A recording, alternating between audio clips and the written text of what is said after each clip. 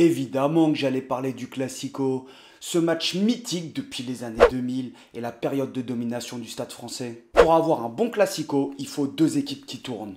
Et là, c'est le cas cette année. C'est-à-dire que d'habitude, on a le match qui est pendant les périodes de doublons, et donc le Stade Toulousain, pendant les doublons internationaux, pendant le tournoi Destination et la tournée de novembre, si tu leur retires 12 ou 13 joueurs de leur effectif, évidemment, ça va perdre en qualité le match. Et bien pour ce match, c'est pas le cas et on avait les deux effectifs au complet. En revanche, c'était juste avant le week-end de Champions Cup et donc la physionomie du match et l'abord du match est légèrement différente pour les deux équipes.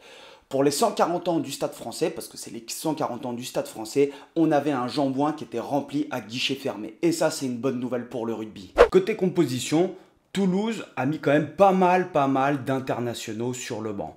Et j'ai envie de te dire c'est normal puisque la semaine prochaine, ils vont avoir la Champions Cup. Et quand tu as la Champions Cup, tu sais que tu n'as pas envie de rater tes débuts et tu te permets de faire tourner aussi parce que quand tu vas jouer au Stade français, le Stade français sort de 2 défaites consécutives. Et pour les 140 ans au stade contre le Stade Toulousain, au Stade Jean-Bouin contre le Stade Toulousain, ils n'ont pas le droit de se rater. Et donc tu te retrouves quand même sur le banc de Toulouse avec Movaka, Meafou, Jelonche, Dupont. Honnêtement, tu sais que ça va apporter énormément quand le banc va rentrer. Et là-dessus, tu peux avoir deux possibilités. Tu peux te dire que Toulouse fait ça pour tenir le score le plus longtemps possible et rester dans le match. Et une fois que tu fais rentrer ton banc, l'objectif, ça va être de faire basculer le match sur la fin quand ton banc va rentrer. Et la seconde des options, c'est parce qu'il y a la Champions Cup, tu te dis « Ok, je ne fais pas l'impasse totalement, mais par contre, je vais préserver mes joueurs pour la semaine prochaine. » Parce que la Champions Cup, c'est un des objectifs. Et c'est possible aussi que ça soit tout simplement les deux. Côté Stade français Paris, on sort de deux défaites consécutives et on est obligé de gagner. Avec un Stade Jean-Bouin à guichet fermé, s'ils ne gagnent pas, ils se mettent dans une spirale négative avec 3 défaites. Et surtout, le premier déplacement que eux ils ont en Champions Cup, c'est qu'ils vont à Sale chez les premiers de Championship.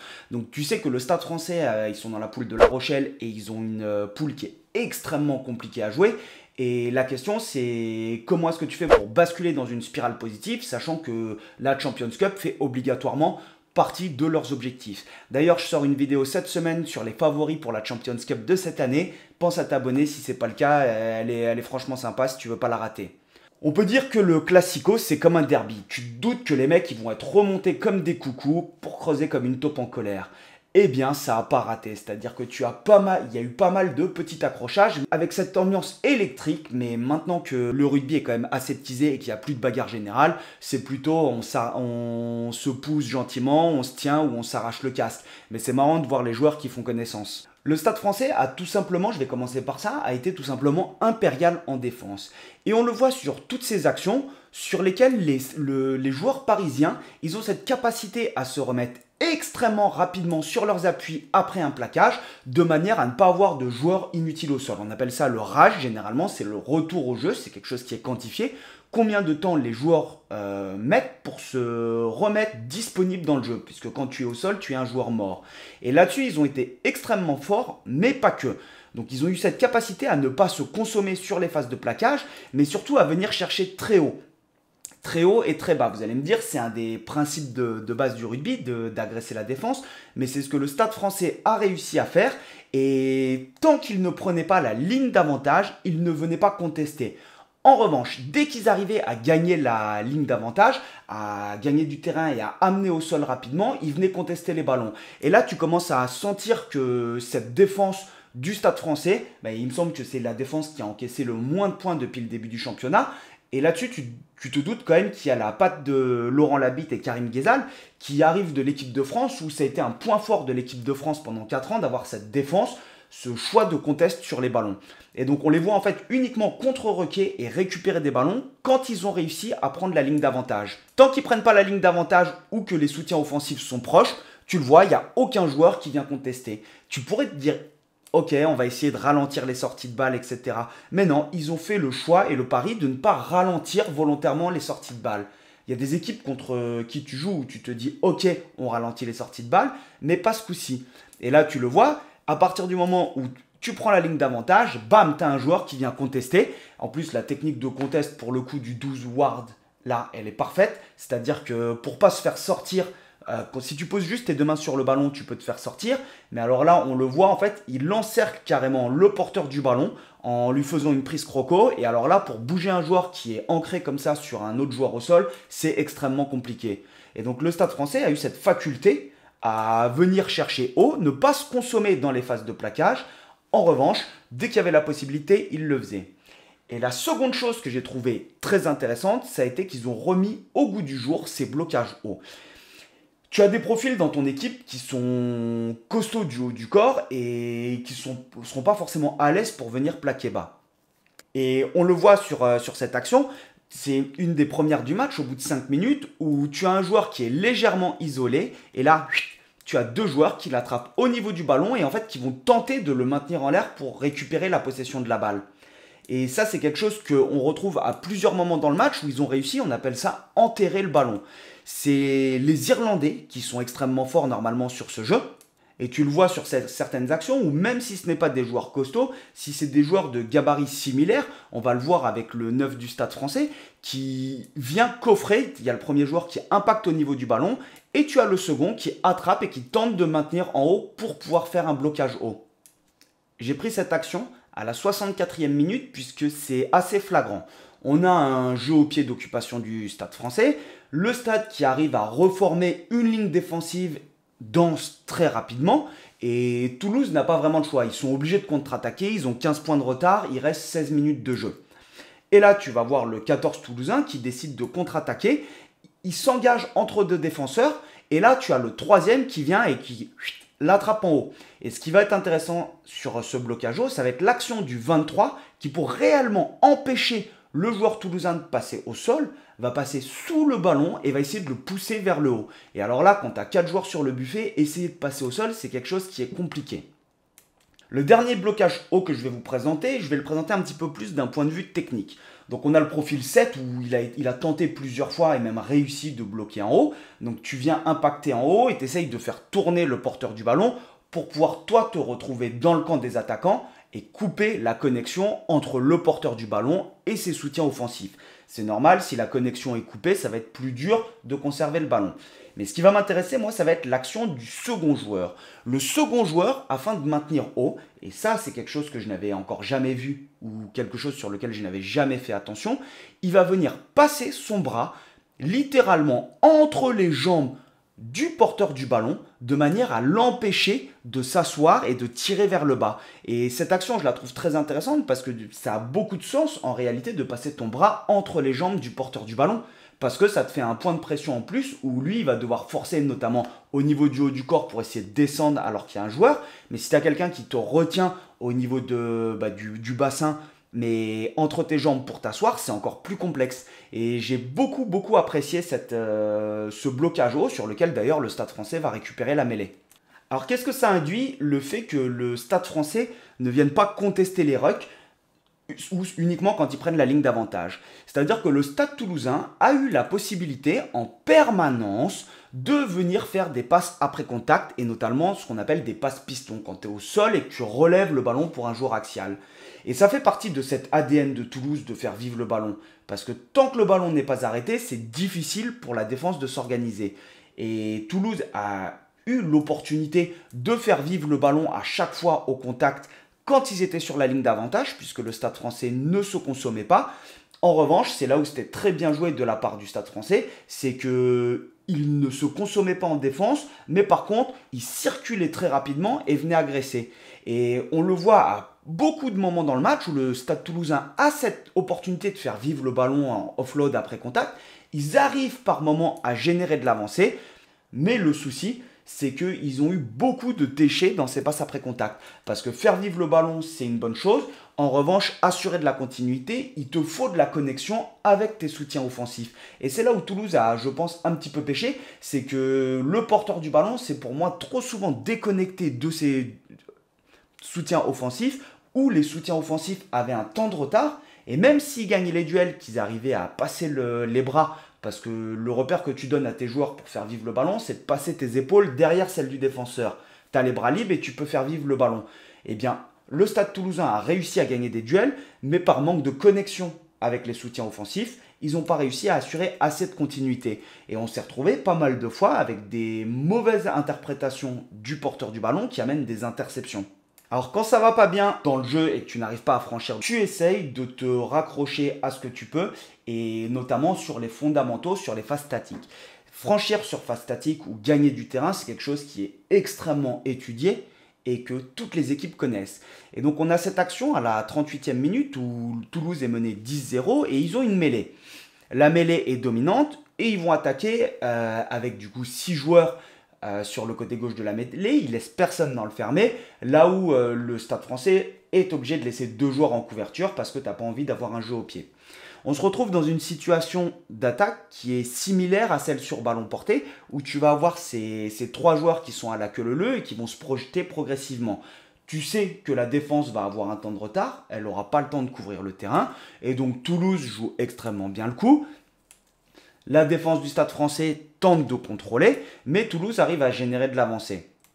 Il va y avoir un geste de retire qui est magnifique sur une passe au bord de la touche où il va passer sous le défenseur marchand pour faire sa petite passe. Et il va y avoir le premier essai toulousain.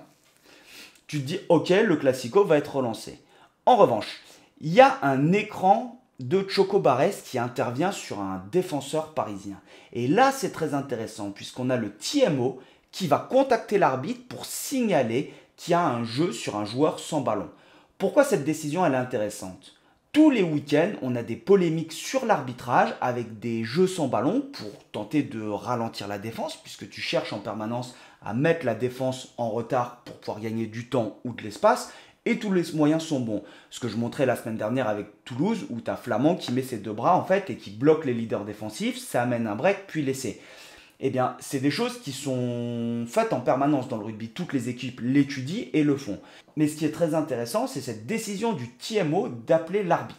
Puisque ça induit une chose, ça induit que les arbitres, ils sont conscients de ces problématiques et ils font tout pour les empêcher, mais en tentant de ne pas hacher le jeu. Parce que tu n'as pas envie de te retrouver avec un jeu comme en fédéral où tu vas avoir 35 pénalités et des coupures tout le temps. On serait les premiers en tant que spectateurs à râler sur le fait que le match il est haché. En revanche, quand tu as des actions d'essai qui sont litigieuses, ça peut valoir le coup.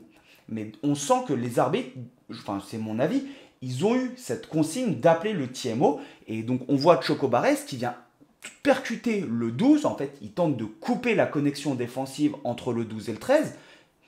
Et il va toucher le joueur numéro 12 qui va passer au sol. Le joueur numéro 12, là-dessus, il va perdre une demi-seconde.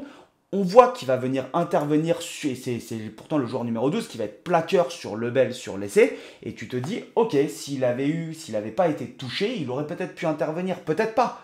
Toujours est-il que je trouve cet essai de Toulouse refusé intéressant sur le fait que le TMO appelle l'arbitre. Donc est-ce qu'on ne va pas assister à un durcissement des règles d'anti-jeu ou en tout cas de ces actions des soutiens offensifs sur les défenseurs pour les retarder? Est-ce que ça ne va pas être sanctionné de plus en plus souvent? Et tiens, j'aimerais bien que tu me dises dans les commentaires si tu penses qu'il faut que le TMO appelle plus souvent l'arbitre ou est-ce qu'il faut rester sur cet esprit du jeu dont on a l'habitude et qu'on enseigne dès l'école de rugby avec le pas vu pas pris. Autant le Stade Français a été extrêmement fort en défense, autant en attaque, ils n'ont pas réussi à trouver la faille dans le jeu courant. Ils ont réussi ici à la toute fin du match sur un essai qu'on verra, mais c'est surtout à partir de phases statiques où ils ont réussi à franchir. Et on va partir là sur le premier essai parisien qui est sur cette mêlée. Paris décide d'attaquer avec 2 joueurs axe de la mêlée, ce que je vais appeler on attaque en 1, 2, 3. Donc tu as 1 joueur à droite, 2 joueurs dans l'axe et 3 joueurs à gauche. Pourquoi est-ce que Toulouse défend avec 2 joueurs sur le côté gauche? Tout simplement, tu défends toujours à 1 de plus à gauche de la mêlée. Parce que tu préviens de ce départ 8-9. Et ce qui va être très bien joué du côté parisien, c'est qu'ils vont du coup décider de se projeter. Les 2 joueurs axiaux vont décider de se projeter vers la gauche. Pour arrêter le 9 toulousain, c'est le 8 qui va servir de relayeur et le 9 qui va être premier utilisateur côté parisien. Et là, on va se retrouver avec du jeu à hauteur et dans le dos. Et automatiquement, il y a un décalage en bout de ligne. Ce qui est très intéressant sur ces phases d'attaque et qu'on peut faire à tous les niveaux, même au niveau amateur, c'est anticiper pas le fait qu'il y aura un essai, mais le fait qu'il y aura un gain de terrain dans le couloir des 15 mètres. Puisque les défenseurs, ils sont habitués à ça et ils contrôlent. Et quand tu anticipes ce gain de terrain, tu vas voir l'action du 9 parisien qui va avoir cette course d'anticipation devant le porteur du ballon. Et même Léo Barré, le 15, Donc le 15 qui est tout simplement venu en l'heure mais qui n'a pas été servi, qui va continuer son action et se retrouver devant le porteur du ballon. Ça va permettre une chose, c'est que dès qu'il va y avoir ce franchissement, tu vas être un soutien qui est disponible à l'intérieur du porteur du ballon. Et donc on le voit très nettement là, on voit Léo Barré qui est déjà disponible à l'intérieur de l'Aïster-Étienne et on a le 9 du Stade Français, le 9 All Black, qui lui aussi va être disponible à l'extérieur de Léo Barré. Et donc on a ces courses d'anticipation où le Stade Français le joue très bien le coup sur cet essai de Léo Barré et c'est des choses qu'on voit très souvent. Un petit peu plus tard, à la 20e minute, on a une autre mêlée parisienne. Ce coup-ci, elle est légèrement plus à gauche et le Stade Français décide de ne pas attaquer avec 2 joueurs axiales, mais en 4-2. Donc en 4-2, 4 attaquants à gauche et 2 attaquants à droite. Et ce qui est assez paradoxal, c'est que on a le Stade Toulousain qui décide de défendre de la même manière avec 2 défenseurs uniquement à gauche. Mais si tu défends avec 2 défenseurs à gauche, c'est ce que je disais tout à l'heure, tu n'anticipes pas le fait qu'il y aura un départ 8-9 et donc potentiellement un 3 contre 2. C'est ce qui va se passer côté parisien. On a le départ 8-9, le 9 pédale. On a du coup les 2 défenseurs toulousains qui sont en train de contrôler. Ils ne peuvent pas se livrer, ils sont obligés d'attendre que le soutien intérieur vienne défendre sur le porteur du ballon. Sauf que quand tu as un 9 qui pédale, tu as beaucoup d'espace à couvrir et c'est beaucoup plus complexe. Et là, ce qui va être intéressant, c'est ce pattern d'attaque où quand le 9 vient attaquer cet intervalle, le défenseur toulousain est en train de contrôler, il va empêcher une potentielle transmission sur l'extérieur. Et donc, tu as un changement de couloir d'attaque du 15, Léo Barré, qui vient se proposer en croisée. Et c'est des choses qui sont très travaillées. On le retrouve aussi sur des micro-attaques dans le jeu courant. C'est que le porteur du ballon anticipe le fait que Léo Barré change de couloir, va garder du coup le ballon sous le bras droit pour servir de son bras gauche pour rafuter le défenseur N-1 et pouvoir faire vivre après contact à l'intérieur. Et donc on a ce changement de couloir de Léo Barré qui va amener un break.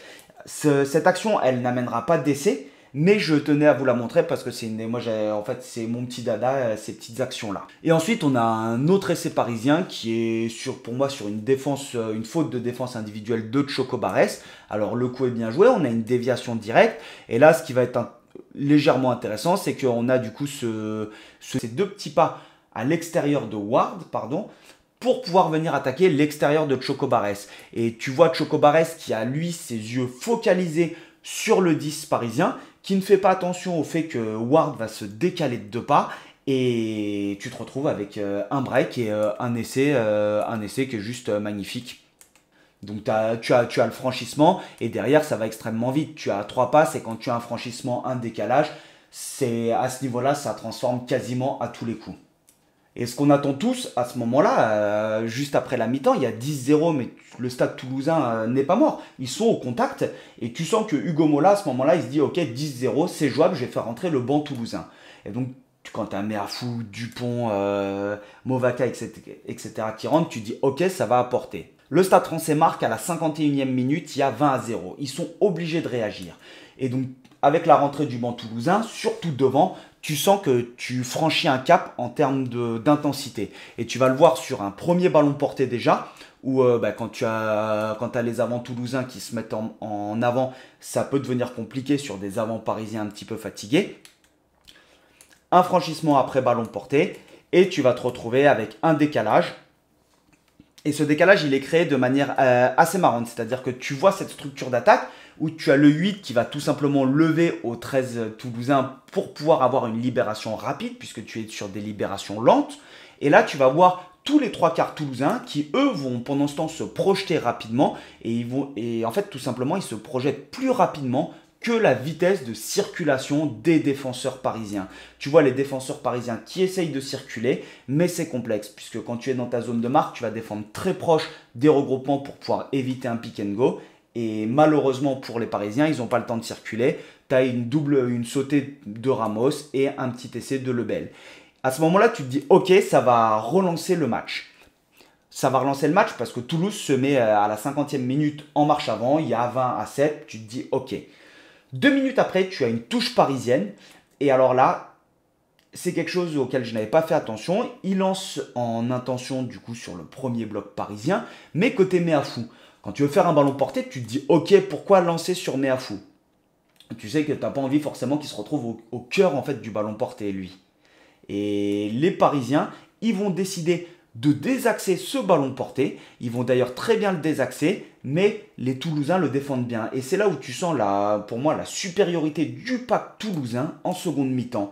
Même chose, une mêlée 62e, ils récupèrent une pénalité. Et il y a 20-5 toujours, ils sont dans le coup, ils récupèrent une pénalité. Et là, à 10 mètres de l'embut parisien, tu te retrouves avec un nouveau ballon porté des Toulousains.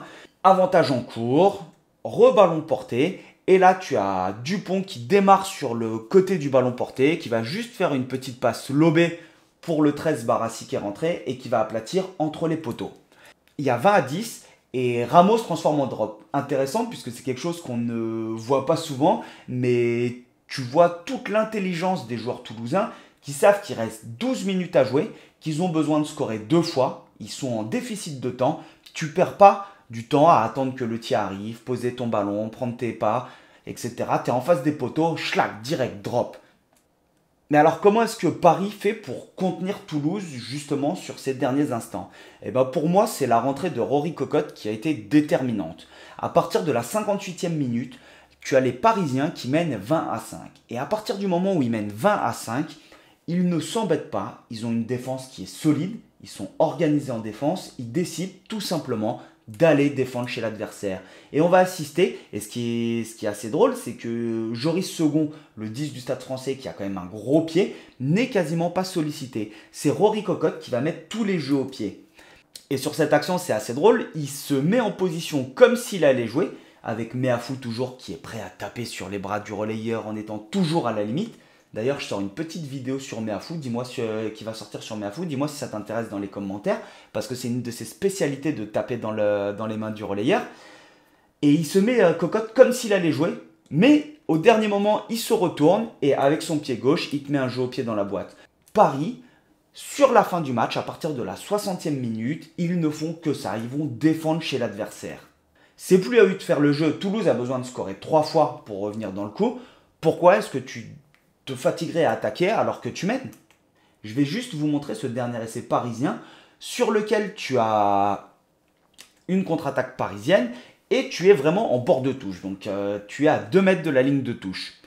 Tu vas voir Rory Cocotte qui arrive tranquillement en marchant, comme s'il allait monter un jeu au pied dans la boîte ou mettre une relance de jeu. Et là, tu as les avants toulousains qui forcément, à la 72e minute du match, tu commences à être fatigué, il y avait un petit peu de tension, de l'intensité. Et surtout, tu te dis, ok, c'est tendu, il faut qu'on score. Je pense que le niveau de lucidité descend. Il met même, Rory Cocotte, ses pieds parallèles comme s'il allait faire une passe. À aucun moment, on ne s'imagine qu'en fait, il va ramasser et démarrer en pick and go à gauche. Et là, tu vois toute la finesse et les fausses informations que Rory Cocotte donne. Il sait qu'il va partir, il sait qu'il y a le trou. Pourtant, tout son corps te dit l'inverse. Tout son corps te dit, non, je ne vais pas partir, je vais faire une passe. Il arrive à déborder.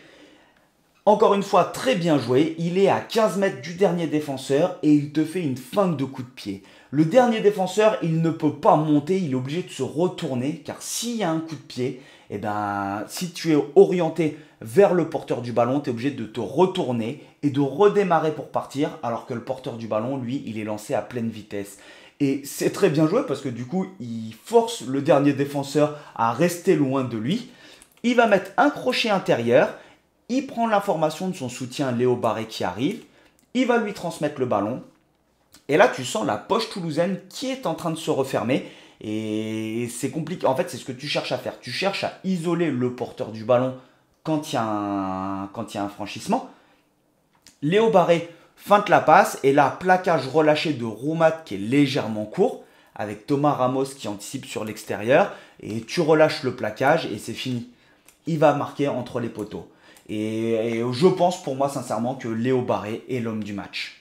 C'est la fin de cette vidéo, j'espère qu'elle t'a plu. N'hésite pas à commenter, liker et partager et à me dire si tu aimerais bien que je fasse des petits focus sur certains points. Je lis tous les commentaires même si je ne réponds pas. Et puis on se revoit pour la Champions Cup.